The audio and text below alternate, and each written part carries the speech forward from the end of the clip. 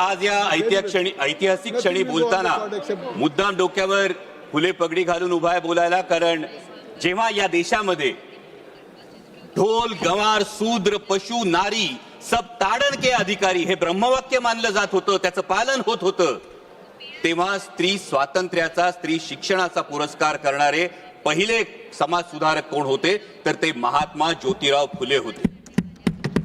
जेव्हा पूर्ण चेहरा झाकला जाईल असा घुंगट ओढून चूल आणि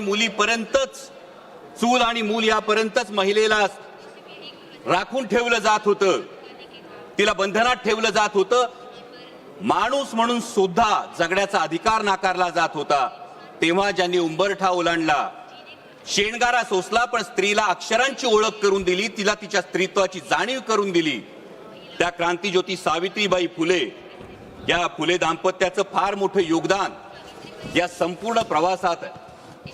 आणि आज नारी शक्ती वंदन अधिनियमाच्या अंमलबजावणीची चर्चा करत असताना महात्मा ज्योतिराव फुले आणि क्रांतीज्योती सावित्रीबाई फुले यांना अभिवादन करणं आपणा सर्वांचं कर्तव्य आहे। आणि त्याच वेळी त्यांच्या द्विजन्म शताब्दी वर्षातही अजूनही त्यांना भारतरत्न पुरस्कार आपण देऊ शकलो नाही, हे देशाचं दुर्दैव आहे।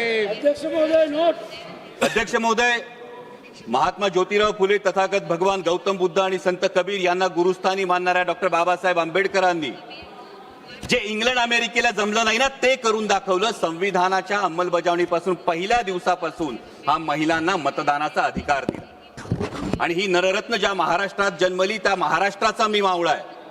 या महाराष्ट्रात एक फार मोठा मातृत्वाचा, नेतृत्वाचा आणि कर्तृत्वाचा वसाडी वारसा आहे। जो मातृत्वाचा वसाडी वारसा आहे तो राष्ट्रमाता जिजाऊ माँसाहेबांचा आहे, कर्तृत्वाचा वसाडी वारसा क्रांतीज्योती सावित्रीबाई फुल्यांचा आणि नेतृत्वाचा वसाडी वारसा पुण्यश्लोक अहिल्याबाई होळकरांचा आहे। आणि त्यामुळे या महिला आरक्षण विधेयकाला विरोध असण्याचं काही कारणच उद्भवत नाही। इतकंच नाही अध्यक्ष महोदय, तर देशात पहिल्यांदा स्थानिक स्वराज्य संस्थांमध्ये 33% महिला आरक्षण देणारं राज्य हे महाराष्ट्र होतं आणि तेव्हाचे मुख्यमंत्री होते आदरणीय शरदचंद्रजी पवार साहेब।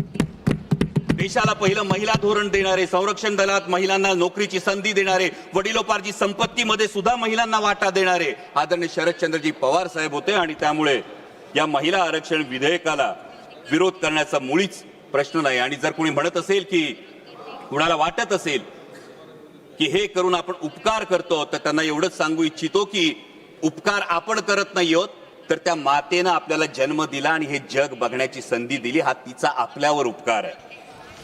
पण अध्यक्ष महोदय, एक अंतर्मुख होऊन मात्र विचार करावा लागतो की एकीकडे आपण नारी शक्ती वंदन विधेयकाच्या अंमलबजावणीची चर्चा करतो आणि त्याच वेळी आपल्याच देशामध्ये बेटी बचाव बेटी पढाव हे अभियान राबवावं लागतं।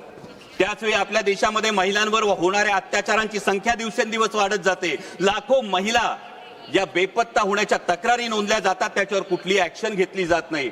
आत्ताच अध्यक्ष महोदय महाराष्ट्रामध्ये एका भोंदू बाबांचं प्रकरण समोर आलं आणि त्या भोंदू बाबाचं प्रकरण समोर आल्यानंतर त्या लैंगिक अत्याचार प्रकरणातले व्हिडिओज हे समाज माध्यमावर जर व्हायरल झाले तर मग तपास करणारे अधिकारी आणि पर्यायानं गृहमंत्री म्हणून त्यांची या महिलांचं संरक्षण करण्याची जबाबदारी नव्हती का, हा प्रश्न निर्माण होतो। आणि म्हणूनच अध्यक्ष महोदय, अंमलबजावणी करणाऱ्यांच्या मानसिकतेविषयी जरूर प्रश्नचिन्ह उपस्थित होतं।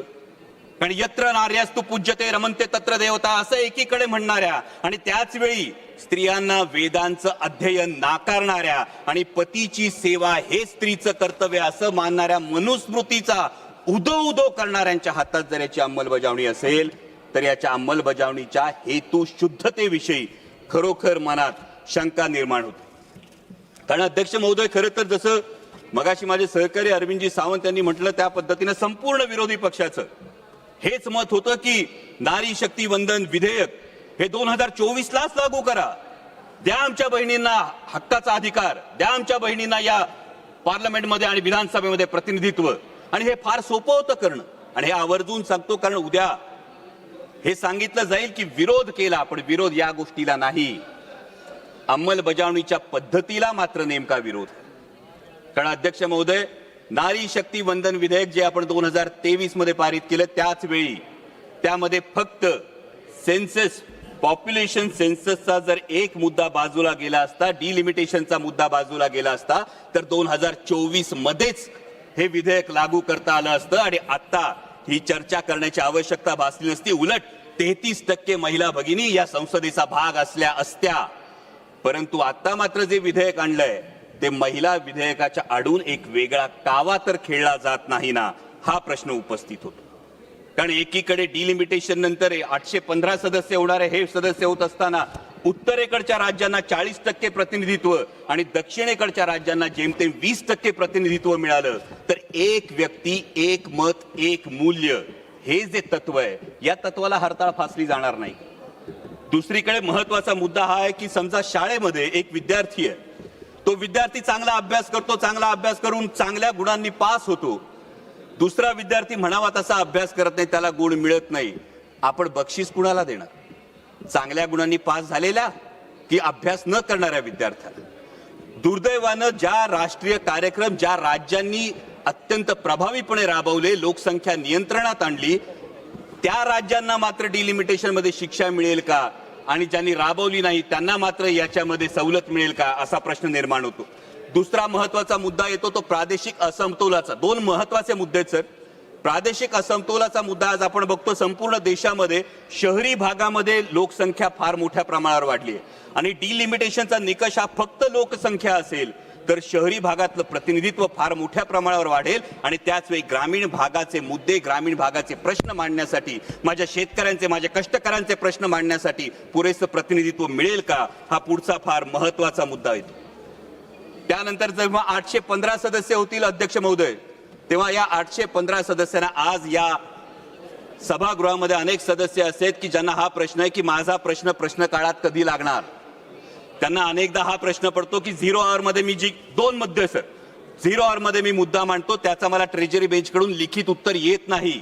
मला जो खासदार निधी मिळतो तो केवळ 5 कोटी रुपयांचा मिळतो. 24 लाख लोकसंख्या असते, म्हणजे रुमाल दिला आणि कोट शिवायला सांगितलं अशी परिस्थिती आहे. माननीय स्पीकर, त्यामुळे या डिलिमिटेशनच्या विषयी जवाब देने के लिए कहा सर, कंक्लूड कर रहा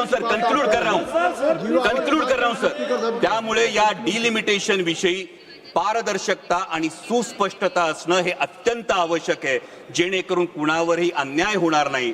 आणि त्याच वेळी जे माझे मित्र पक्षातले साथीदार आहेत त्यांना फक्त एक सल्ला देऊ इच्छितो की काही लोकांचा इतिहास असा असतो की ज्यांच्या वेळी असं म्हटलं जातं ऐसा कोई सगा नाही जिसे इन्होंने ठगा नाही. त्यामुळे यावर मतदान करताना याचा आपण जरूर भान ठेवाल अशी अपेक्षा व्यक्त करतो. आणि महिला विधेयकाला मुळीच विरोध नाही, परंतु डिलिमिटेशनच्या बाबतीत पारदर्शकता आणि सुस्पष्टता असायला हवी अशी मागणी करतो. धन्यवाद. जय शिवराय.